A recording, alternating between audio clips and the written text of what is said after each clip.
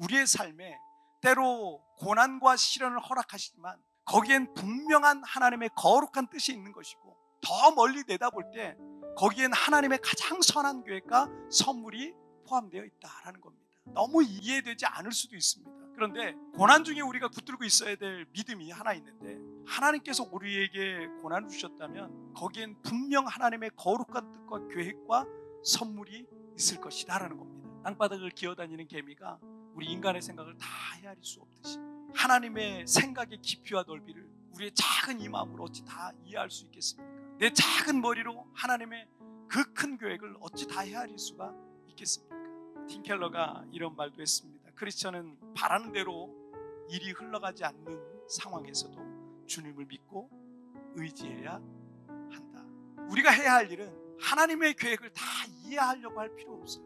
그렇게 하지 말고 다만 그분의 거룩한 뜻을 전적으로 믿고 의지하는 게 우리가 할 일이에요. 우리 교회는 개척 때부터 지금까지 12년이 넘도록 상가 건물 임대해서 사용하고 있습니다. 지금까지 4년에 한 번씩 재계약을 연장하면서 12년 넘게 쓰고 있는데, 감사하게도 임대료가 그리 많이 오르지 않은 상태로 우리가 12년 동안 사용했고, 올해 초에도 4년 연장 재계약을 하려고 이제 준비하고 있는데, 그런데 건물주가 이 빌딩을 매각하려고 하고 있고, 새로운 주인은 낡은 건물 전체를 리모델링할 계획이라서 앞으로 1년만 계약을 연장해 줄 계획이다, 이렇게 통보가 왔어요. 그래서 1년 재계약에 사인했습니다.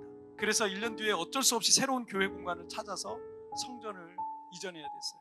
그런데 지난 12년 사이에 교회 주변의 임대료가 갑절은 올랐어요. 갑절은. 그리고 땅값은 상상할 수 없을 만큼 올라서 어디 주변에 뭐 땅을 구입해서 성전 건축하는 것도 꿈도 꿀 수 없는 때문에 이 문제를 놓고 고민하면서 기도하고 있는데, 주님께서 저에게 40일 기도를 5번 하라 그러시는 거예요. 40일 기도를 5번 하라. 그런 감동을 주셔서 저와 우리 교회가 할 수 있는 일은 기도밖에 없었습니다. 그래서 첫 번째 40일 기도를 시작했는데, 그 첫 주에 기도 시작하자 며칠 안 됐어요. 첫 주에 건물 오피스로부터 내년 4월에 계약이 끝난 뒤에 2년 정도 더 연장이 가능하다는 거예요.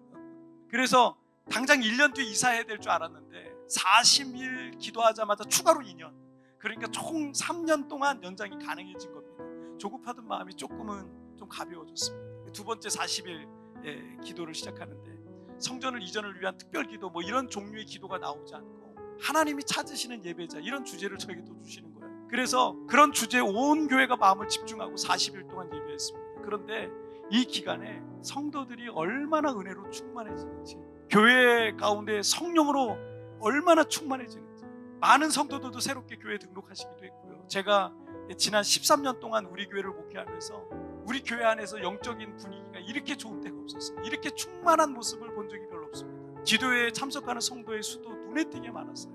때로는 우리의 생각대로, 우리의 바라는 대로 상황이 흐르지 않을 수가 있습니다. 그때 왜 주님 내게 고난을 주셨나 라는 생각이 들 수 있습니다. 하지만 전적으로 주님을 믿고 의지하십시오. 그 고난을 통해서 일하시는 하나님의 역사를 보게 될 줄 믿습니다.